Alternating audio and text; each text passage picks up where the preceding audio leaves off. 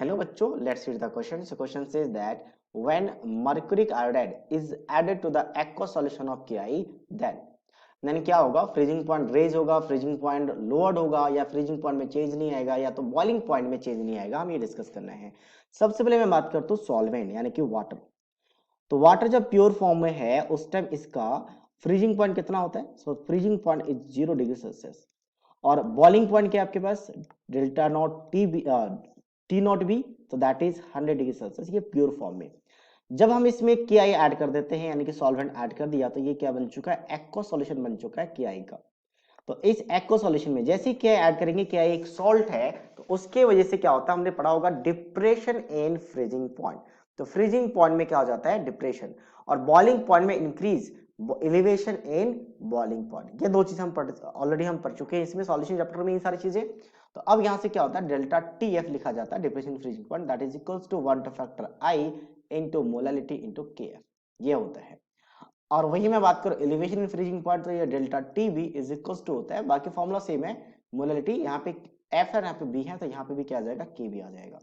अब के एफ के बी क्या होता है? वाटर के लिए यानी सॉल्वेंट के लिए डिफाइन करते हैं, जो दोनों के लिए फिक्स होता है, चाहे सॉल्यूशन कैसा भी रहे. अगर आपका वहां पे एक्वा सॉल्यूशन लिख दिया तो सॉल्ट कुछ भी रहे, सॉल्ट कुछ भी रहे, के एफ के बी फिक्स रहेगा एट ए पर्टिकुलर टेम्परेचर. अब अब हम बात करते हैं कि इस केआई सॉल्यूशन में अगर हमने मर्क्यूरी आयोडाइड डाल दिया तो क्या फर्क पड़ेगा? तो आई में फर्क पड़ जाएगा वन फैक्टर में, क्योंकि के आई के लिए वन फैक्टर कितना है? तो के आई ब्रेक हो जाता है के पॉजिटिव और आई नेगेटिव. 100% हम डिसोसिएशन मानेंगे, और 100% अगर डिसोसिएशन होगा तो वन फैक्टर होता है नंबर ऑफ आयंस. जितना नंबर ऑफ आयंस है वही वन फैक्टर होता है. तो ये आपके पास 2 आ जाएगा. ठीक है, नंबर ऑफ आयंस. तो वन फैक्टर अभी भी यहाँ पे 2 और यहाँ पे भी अभी भी 2 रखा जाएगा, 2 रखा जाएगा. अच्छा, इसको मैं थोड़ा सा एलिब्रेट कर लेता हूँ कि यहाँ पे अगर डिप्रेशन फ्रीजिंग पॉइंट की बात करें तो ये होता है T naught f minus of T f is equals to i one factor into m into K f. अब इसकी बात करते हैं दूसरा वाला क्या आपके पास? टीबी. अब यहाँ पे रिवर्स होता है, यहाँ पे रिवर्स होता है क्योंकि फ्रीजिंग पॉइंट पे डिप्रेशन होता है, इसलिए सॉल्यूशन का फ्रीजिंग पॉइंट बाद में होता है, but elevation in boiling point होता है, तो बॉइलिंग पॉइंट में सॉल्यूशन का बॉइलिंग पॉइंट पहले होता है और प्योर सॉल्वेंट का बाद में होता है. ये दो कंडीशंस यहाँ पे अभी याद रखने हैं. अब यहाँ पे क्या होगा? जैसे हम मर्क्यूरिक आयोडाइड को यानी Hg2I2 को ऐड करेंगे, तो ये क्या होता है? 100% डिसोसिएट नहीं होते. इसको मैं ब्रेक भी करना चाहूं तो ये बहुत ही कम अमाउंट में ब्रेक होंगे, कुछ इस तरीके से. ठीक है, बहुत ही कम अमाउंट में हम ब्रेक कर सकते हैं इसको. अब इसके रीजन में अब वन टू फैक्टर जो होगा वो डिक्रीज कर जाएगा, क्योंकि 100% डिसोसिएट नहीं होते. यहाँ पे कोवेलेंट कैरेक्टर बहुत ज्यादा होता है. यहाँ पे क्या है की बात करते हैं, एक सॉल्ट है और सॉल्ट स्ट्रॉन्ग इलेक्ट्रोलाइट होता है, 100% डिसोसिएट हो जाता है, बट यहाँ पे 100% डिसोसिएट नहीं होगा, तो आई का वैल्यू क्या हो जाएगा? पहले से डिक्रीज हो जाएगा, जिसे हम क्या कहते हैं? जिसे हम कहते हैं आपके पास basically, so that is called as weak electrolyte. Basically weak electrolyte कहा जाता है, वीक इलेक्ट्रोलाइट.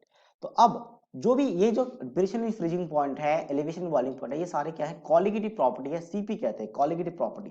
कॉलिगेटिव प्रॉपर्टी क्या करता है? सिर्फ नंबर ऑफ पार्टिकल्स पर डिपेंड करता है कि इसके सॉल्यूट के.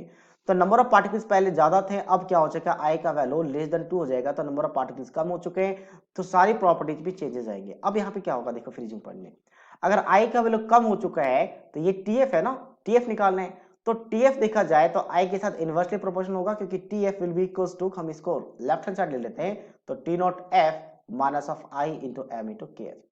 तो आई जितना कम होगा टीएफ उतना ज्यादा होगा. अब आई कम हो रहा है मतलब टीएफ बढ़ेगा, तो फ्रीजिंग पॉइंट क्या हो जाएगा? रेज हो जाएगा. मतलब पहला ऑप्शन क्या करेक्ट है? Freezing point is raise. Second हम बात करते हैं यहाँ पे. अब ये आपके पास सॉल्यूशन क्या है? तो आई बढ़ेगा तो टी भी बढ़ेगा. तो आई यहाँ पे डिक्रीज हो रहा है तो टी भी डिक्रीज हो रहा है, मतलब बॉइलिंग पॉइंट डिक्रीज हो जाएगा. अच्छा, फ्रीजिंग पॉइंट अगर रेज हो चुका है तो आपके पास यहाँ पे लोड नहीं होगा, डज नॉट चेंज वाला भी रॉन्ग हो जाएगा. अच्छा, अगर फ्रीजिंग पॉइंट तो बॉइलिंग पॉइंट में क्या फर्क पड़ेगा? तो बॉइलिंग पॉइंट डिक्रीज हो जाएगा, बॉइलिंग पॉइंट डिक्रीज और फ्रीजिंग पॉइंट क्या हो जाएगा? इंक्रीज हो जाएगा.